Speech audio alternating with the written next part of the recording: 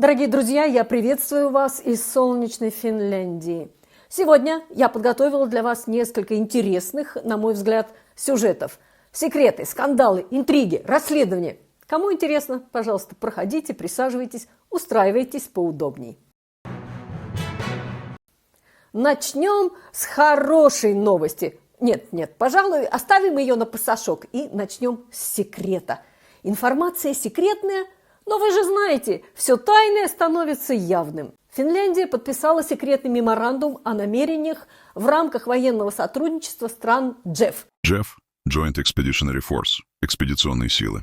Созданная Великобританией военная коалиция 10 стран Северной Европы, Балтии и Нидерландов для быстрого реагирования на кризисы в Балтийском регионе, Северной Атлантике и Арктике. Речь идет о создании нового совместного силового сдерживающего контингента, направленного на противодействие возможной угрозе со стороны России.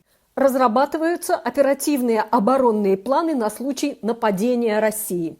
JEF направлен на усиление НАТО, но способен действовать без активации 5-й статьи НАТО.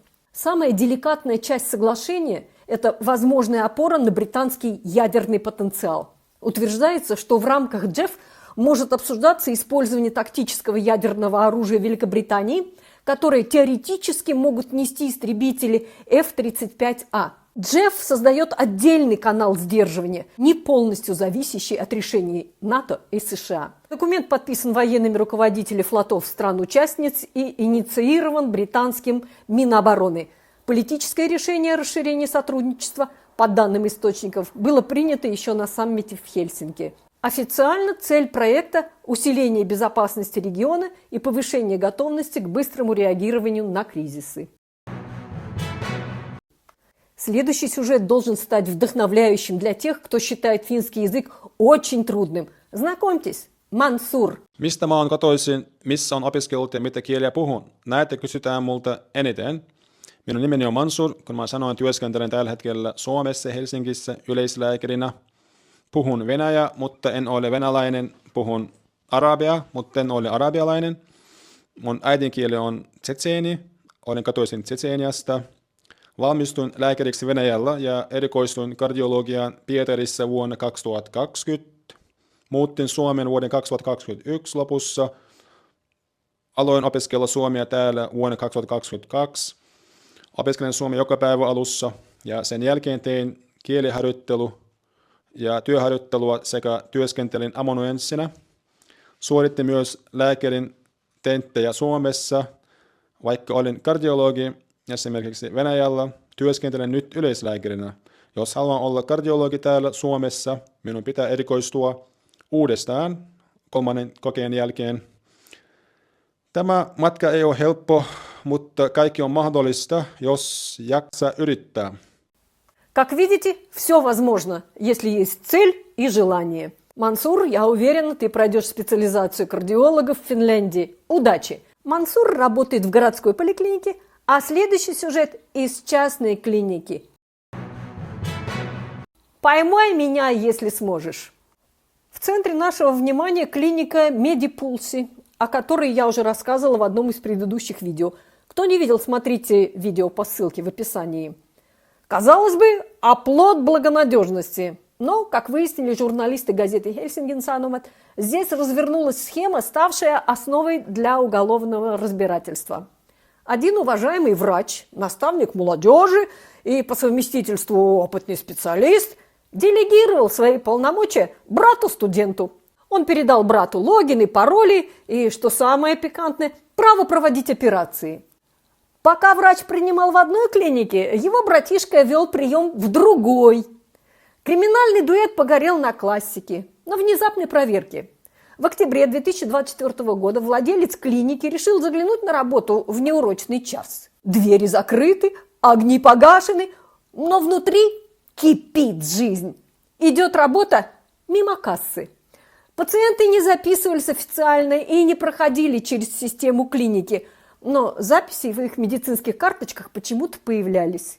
Клиника Медипулси заявляет, что не знает, как пациенты попадали к лжедоктору. Наверное, сарафанное радио хорошо работает в некоторых кругах.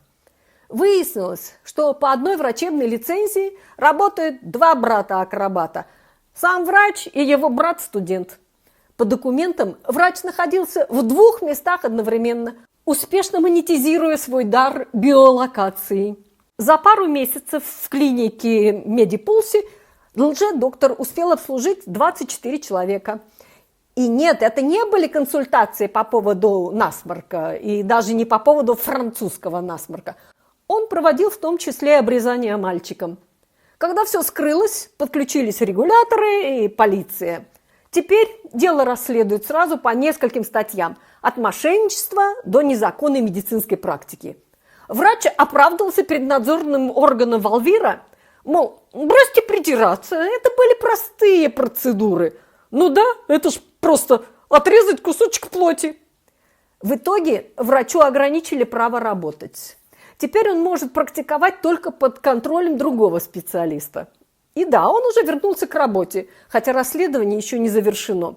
Так что, кто уповает на качественное лечение в частной клинике, не забывайте проверять личность врача и его лицензию, когда придете на прием. А мы от медицины перейдем к медицине эстетической. Мурзик, ставь лайк. Вот так, молодец. В результате внезапной проверки надзорным органом Валвира деятельность клиники эстетической медицины Nordic Shape в Эспо приостановлена из-за серьезных нарушений, связанных с безопасностью пациентов. Проверка была инициирована после сообщения о возможном незаконном импорте ботулин-токсина из-за пределов ЕС и его использовании на клиентах без разрешения. В помещениях были обнаружены нелицензированные лекарства и продукты, содержащие лекарственные вещества, например, анестетики, хотя на упаковках они были обозначены как косметика. Лекарства хранились в незапертых помещениях, без контроля температуры, а часть препаратов оказалась просроченной, и реальный состав продуктов не был достоверно подтвержден. По данным инспекторов, такие средства все же могли использоваться в процедурах, хотя руководство это отрицает. Особое внимание привлек препарат Элитокс – ботулинический токсин, не имеющий разрешения на использование в Финляндии. У него нет лицензии, его нельзя продавать и тем более вводить пациентам. Владелица клиники Тайна Хейкинен признал, что уколола его одному сотруднику, видимо, в качестве бонуса к зарплате. Но бывшие работники утверждают, нелегальный яд лился рекой и на клиентов, а подготовка инъекций часто проходила заранее, без соблюдения стандартных процедур безопасности. Руководство Nordic Shape, генеральный директор Самуэль Росси и старшая медсестра, она же владелица, Тайна Хейкинен, категорически отрицают использование нелегальных веществ на клиентах и называют обвинения сфабрикованными. Они утверждают, что речь идет о единичных образцах или ошибочных интерпретациях, а часть материалов могла быть подделана уволившимися сотрудниками. В ходе проверки также выяснилось, что медицинские процедуры в клинике не всегда проводились под должным врачебным контролем, а документация и маркировка оборудования были неполными. Власти расценили ситуацию как серьезную угрозу безопасности пациентов. После публикации в СМИ штат на сайте компании сократился более чем вдвое, а руководство вовсе исчезло с сайта. Деятельность филиала в Эспо приостановлена полностью и может быть возобновлена только после устранения нарушений и возможного судебного разбирательства. Зато филиал в Хельсинки вроде как продолжает работать, но туда, наверное, заходят только самые отважные. В общем, прежде чем соглашаться на инвазивные процедуры в клинике красоты, проверяйте на сайте Терхики, является ли специалист по красоте медицинским работником и имеет ли право проводить инвазивные манипуляции. А теперь от красоты перейдем к новостям спортивным, но не менее скандальным. В боксе есть такое понятие – нокаут в последнем раунде. Это когда у тебя на зубах уже вкус победы, но один пропущенный хук обнуляет все. Именно это произошло с 28-летним украинцем Владимиром Холубевым. 11 лет жизни в Финляндии. Титул чемпиона страны по тайскому боксу. Успешная карьера в ММА. Предстоящий бой на Nokia-арена. И вдруг письмо из Верховного суда. Вам здесь больше не рады. Давай, до свидания. Финляндия депортирует чемпиона страны по тайскому боксу и бойца ММА, украинца Владимира Холубева, известного как Вован Самбо. История громкая и очень противоречивая. Биография Вована Самбо – это не жития святых. За 11 лет в Финляндии Владимир хорошо покуролесил. У него были серьезные проблемы с законом, в том числе дела по запрещенке. Вишенкой на торте срок 4,5 года тюрьмы за запрещенку, позже сокращенной апелляцией. Владимир откинулся почти 2,5 года назад и пытался доказать, что он твердо встал на путь исправления. Надзорный срок и испытательный период прошли без нарушений. Он занимался спортом, выступал на соревнованиях. Я предполагаю, что вместе со справкой об освобождении Владимир получил решение о депортации, которое он обжаловал. И прошлым летом суд апелляцию поддержал, решив, что Холубев встал на путь истинный и больше не представляет угрозы безопасности или общественному порядку. Поэтому он имеет право на временный вид на жительство. Но финская миграционная служба, Мигри, оказалась на редкость злопамятной и обжаловала это решение. А Верховный суд отменил решение нижестоящей инстанции. Теперь Холубева ждет депортация на Украину. Позвольте, а как же война? Разве можно человека выслать в страну, где идет война? Можно. Суд посчитал, что уровень опасности в разных регионах Украины отличается, а значит, возвращение возможно. Сам Владимир считает себя человеком офиневшим и ужесточение миграционного курса одобряет.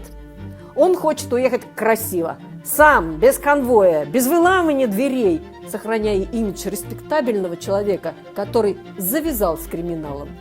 И теперь Владимир выясняет, как добраться до Украины, ведь самолеты туда не летают. Как думаете, ему удастся добраться до Украины? Я в этом не уверена. Ну и на пасашок, как обещала, долгожданная хорошая новость. Правящие партии Финляндии представили список из 50 пунктов по сокращению излишнего регулирования. Неофициально это можно назвать попыткой перестать смешить народ.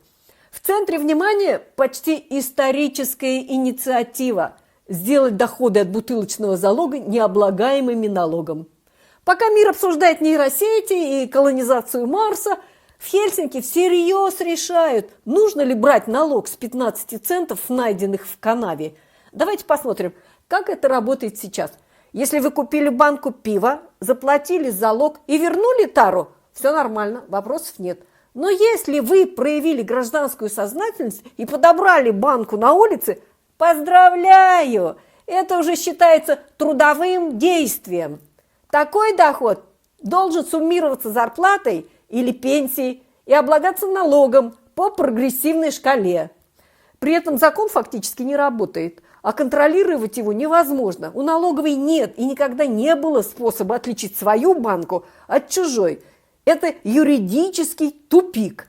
И вот депутаты от коалиции и партии «Истинные финны» наконец предложили просто закрыть этот вопрос навсегда. Заодно правительство обсуждает и другие послабления. Отменить проверки компостов, упростить открытие банковских счетов для детей и подростков, смягчить требования к туалетам в ресторанах, разрешить добровольную помощь по реанимации в удаленных районах. То есть, если у человека случится инфаркт где-нибудь в деревне за 100 километров от больницы, обученный доброволец с дефибриллятором сможет приехать и начать реанимацию сразу, не дожидаясь скорой. В общем, Финляндия постепенно приходит к неожиданной мысли.